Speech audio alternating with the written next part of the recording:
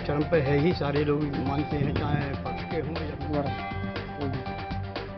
भैया क्या नाम है आपका? मेरा नाम टेकपाल सिंह। कहाँ के नहीं? मैं चंगेरी गांव का हूँ, इसी गाँव का।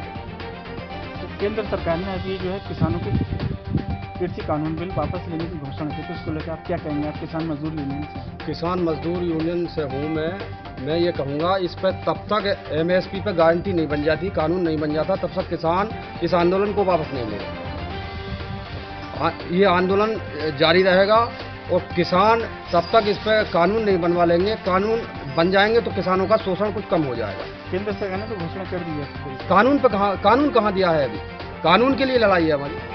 कानून अगर बन जाएगा तो जैसा शोषण हो रहा है किसानों का, जैसा 1000 रुपये 800 रुपये में ये धान बिक रहा है, अगर कानून बन जाता है तो पूरे एमएसपी पे धान बिकेगा। महंगाई को लेकर क्या कहेंगे? महंगाई तो बहुत चरम पे है। यहाँ जो गरीब आदमी है बिल्कुल भूखा हो गया, उसे रोटी भी नहीं मिलेगा। सरकार तो राशन से क्या हो रहा है? उससे पूरा थोड़ी हो रहा है, उससे अपना गुजारा थोड़ी हो जाएगा उस राशन से। और भी काम बहुत है। 5 किलो में 4 किलो मिल रहा और वो भी रेट से ज़्यादा मिल रहा था। 2022 में किसकी सरकार बनाने जा रहे हैं? 2022 में हमारी किसान यूनियन का प्रत्येक सदस्य सपा को सपोर्ट करेगा। सपा को सपोर्ट करेगा? सपा को सपोर्ट करेगा। हमारी यूपी में सपा से ही टक्कर रहेगी और कोई विकल्प नहीं। मेरा नाम है करण सिंह। कहाँ के निवासी हैं? ये गिराई चंगेरी बोला जाता है। तो जैसे क्या कृषि कानून बिल वापसी की घोषणा की है और आप भी किसान हैं, तो उसको लेकर क्या कहना चाहेंगे? देखो अभी पूरा भरोसा नहीं है। अभी तो मोदी ने अब जो है सभी लोग कह रहे हैं इस बात को, जनता भी कह रही है और पत्रकार भी कह रहे हैं कि ये 5 राज्यों में चुनाव आ गए हैं। इससे जब ये सर्वे किया पत्रकारों ने, तो सर्वे में ये निकल के आया कि इनकी जो है सीटें निरंतर घट रही है महीने के महीने यूपी में। और 5 राज्यों के चुनावों में भी दूसरे अभी पीछे जो उपचुनाव हुए हैं उनमें भी इनकी करारी हार हुई है। तो ये जो है चुनाव से घबराए हैं। अब तक साल भर हो गया, किसान आंदोलन को साल भर हो गया, जब तक इनकी नींद ही नहीं खुली अब तक। अब आके चुनाव के मौके पर नींद खुल गई और पहले उपचुनाव में इन्होंने रिजल्ट देख लिया अपना हार का। तो अभी चुनाव से ही ज़्यादा घबरा के इन्होंने मतलब ये मौखिक घोषणा की है। महंगाई को लेकर क्या कहना चाहेंगे? महंगाई को लेकर क्या कहना चाहेंगे? महंगाई तो चरम पे आप सभी देख रही, पूरी जनता स्ट्रेस है महंगाई से। देखो डीजल है, पेट्रोल है, सरसों का तेल है, साबी और ये गैस, तो इस पर तो महंगाई से कमर टूट गई आम जनता की।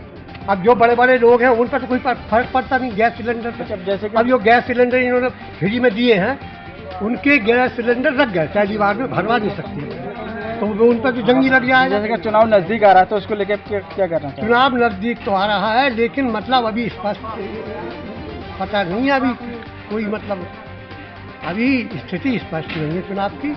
अभी तो कई महीने हैं और तब मतलब धीरे धीरे अभी काफ़ी मतलब बदलाव आएगा। चुनाव के समय ही स्थिति साफ होगी। पक्ष के हों या विपक्ष के हों, अब सरकार ने जो गैस का सिलेंडर दिया, फ्री में दिया, ये स्वागत योग्य कदम था सरकार का। लेकिन जो गैस के रेट बढ़ा दिए, 1000 के आसपास सिलेंडर पहुँचा गया, ये बिल्कुल शोषण हो गया, लूट हो गई कंपनियों की। सरकार ने पेट्रोल के दाम तो कम कर दिए। नहीं, पेट्रोल के कितने कम करें? आप मोदी जी का 12 से 14 के बीच का बयान सुनिए, भाषण सुनिए। वो ये कहते थे कि हम पैसे जब 65 पे था डीजल, तो वो कहते थे कि हम आधे पे ले आएंगे, 35 पे ले आएंगे। आज 100 के पास पहुंच गया तो थोड़ा सा कम किया है। हाँ, राहत तो मिली है थोड़ी सी, लेकिन इतनी राहत तो नहीं मिली। इन्होंने अपने जो जुमले फेंके थे 12 से 14 17 तक, वो सब बेकार गए हैं। आप किसान हैं, अब किसान के हित में जो जैसे जगह जगह धरना प्रदर्शन चल रहे थे किसानों के, अब कृषि कानून बिल वापस ले लें केंद्र सरकार ने, तो उसको लेकर आप क्या कहेंगे? नहीं, केंद्र सरकार ने वापस कहाँ लिए? केवल प्रधानमंत्री ने 19 तारीख को जो गुरु नानक दिवस था, अभी दिवस था, उस पर केवल घोषणा की है चैनल पर आके। वो स्वागत योग्य है प्रधानमंत्री का बयान, लेकिन जब तक संसद में ये कानून वापस नहीं हो जाती, इन पर कानून नहीं बन जाता कि ये कानून वापस, जब तक कानून वापस तो नहीं माने जाएंगे। दूसरी, ये जो लड़ाई थी किसानों की 4 साल से चल रही थी, ये एमएसपी पर लड़ाई थी। ये कानून बीच में ले आए गुप्त तरीके से, जबकि पूरे देश में लॉकडाउन लगा हुआ था, तो इन्होंने मानसून सत्र भी, कोई सत्र भी नहीं चल रहा था संसद का, तब ये कानून बना लाए, अध्यादेश लागू किया इन्होंने। कानून नहीं बनाई संसद में, अध्यादेश लागू किया, और अध्यादेश के बाद में इन्होंने संसद में पास कराया दोनों सदनों में, जिस तरह से सारी जो जागरूक जनता है उन्हें पता है। तो अध्यादेश के बाद में कानून पास कराए, जबकि किसान शुरू से ही इन कानून के विरोध में थे, ये काले कानून थे, क्योंकि इसमें तीनों कानून आपस में टकराते हैं। मैं ये कहना चाहूँगा कि ये कानून, जैसे इन्होंने मंडी हमारे आवश्यक वस्तु अधिनियम का कानून समाप्त किया, पहले आवश्यक वस्तु अधिनियम के तहत जो लोग दुकानदार थे वो जमाखोर थे, आवश्यक कम गल्ला रखते थे, जो सरकार की नीति है, लेकिन आवश्यक वस्तु अधिनियम के इन्होंने कानून को ढीला कर दिया, खत्म कर दिया, तो उससे वो कानून इतना ढीला हो गया कि वो एक जमाखोर है पूंजीपति अनाज का कितना ही भंडारण कर सकता है। और अंबानी को इन्होंने पहले से पहले स्टोर बनवा दिए, गोदाम बनवा दिए गए कानून बनने से पहले। इसका मतलब है कि अंबानी के लाभ के लिए कानून बनाए गए ताकि वो किसानों का शोषण कर सके। उसका ये असर हमें दिख रहा है। इस साल सरसों का तेल किस भाव